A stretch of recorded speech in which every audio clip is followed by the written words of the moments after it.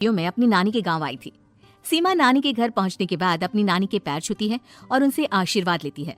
तभी उसकी नानी उससे कहती है, इतनी बड़ी हो गई मेरी सीमा, चल जल्दी से हाथ मुंह धो ले, मैं तेरे लिए खाना लगा देती हूँ।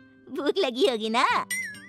हाँ नानी, भूख तो लग रही है मुझे, आपके हाथ के बने हुए पीले दाल और चावल खाने की। कितना टाइम हो गया है मुझे आपके हाथ का बना हुआ दाल चावल खाए हुए। तू तो नौकरी में व्यस्त थी, तो तुझे कहाँ से टाइम मिलेगा अपनी नानी के लिए?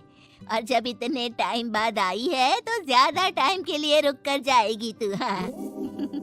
हाँ हाँ नानी, इस बार पूरे 2 महीने के लिए आई हूँ। सीमा की नानी अंदर जाकर उसके लिए खाना बनाने लगती है। सीमा कमरे में अकेली होती है, तभी उसे किसी औरत के रोने की आवाज सुनाई देती है। वो कभी खिड़की से बाहर झांकती है तो कभी दरवाजे से बाहर झांकती है।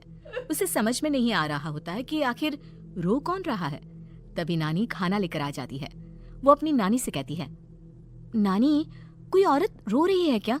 मैं जब से यहाँ आई हूँ तब से मुझे यहाँ किसी औरत की रोने की आवाज आ रही है।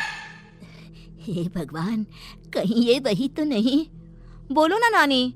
अरे कोई नहीं रो रहा, ये तेरे मन का वहम है।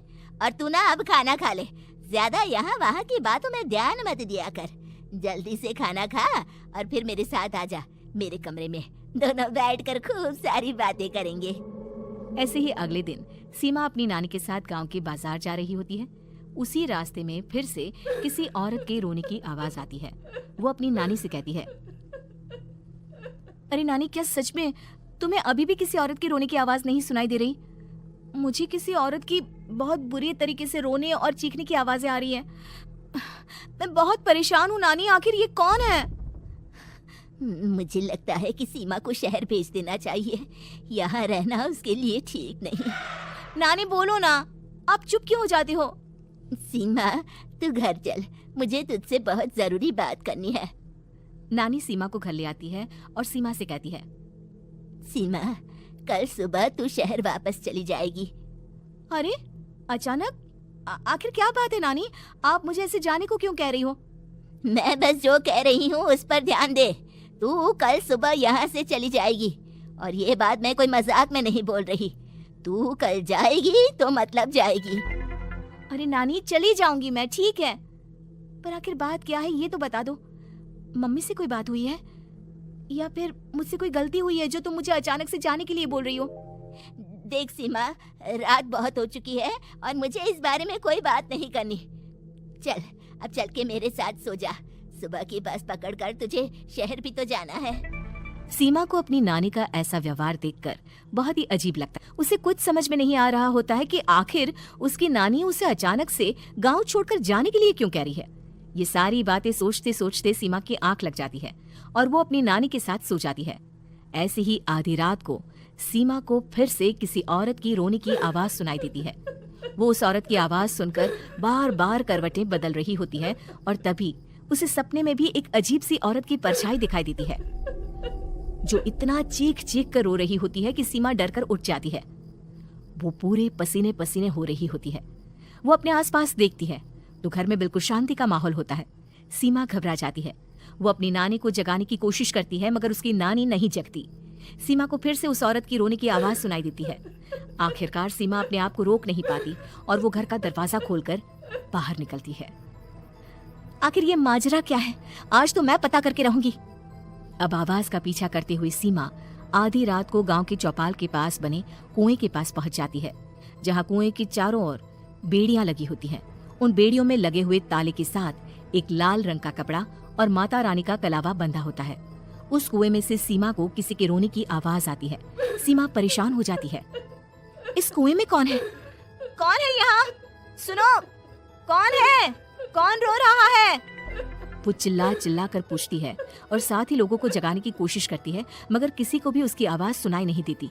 अब सीमा खुद उस कुएं के पास की बेड़ियों और तालों को खोलने की कोशिश करती है और किसी तरह कुछ देर की मशक्कत के बाद सीमा उसको खोल भी देती है। और जैसे ही वो कुआं खोलकर उसके अंदर झांकती है, सीमा उस कुएं में गिर जाती है।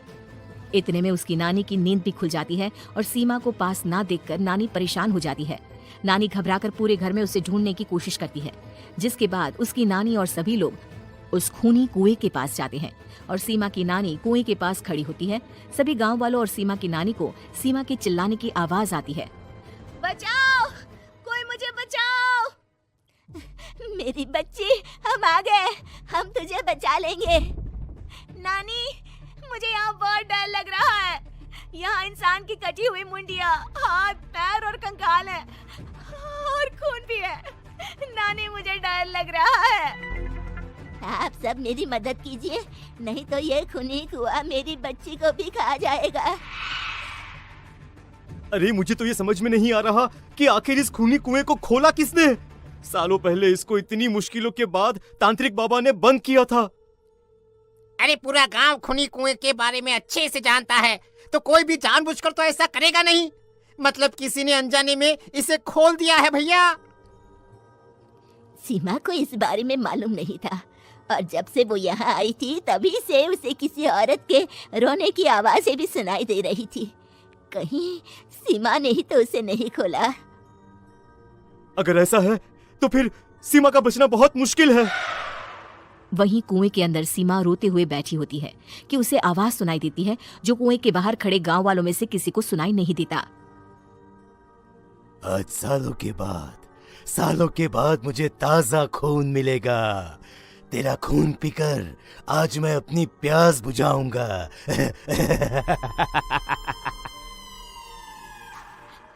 कौन है? कौन है? मत मारो प्लीज, मुझे जाने दो प्लीज। मैंने किसी का क्या बिगाड़ा है? वो तुझे मरने के बाद पता चल ही जाएगा। जितने में गांव वाले और सीमा की नानी कुछ सोच पाते, उतने में उन्हें सीमा के चिल्लाने की आवाज आती है और अगले ही पल सब शांत हो जाता है। क्या हुआ? सीमा, मेरी बेटी। माफ करना बहन, लेकिन अब सीमा वापस नहीं आएगी। हमें एक बार फिर से कुएं को बंद करना होगा। गांव वाले तभी तांत्रिक को बुला कर लाते हैं। एक बार फिर अपनी शक्ति से तांत्रिक बाबा उस कुएं को हमेशा हमेशा के लिए बंद कर देते हैं और वहां एक बोर्ड लगा दिया जाता है कि यहाँ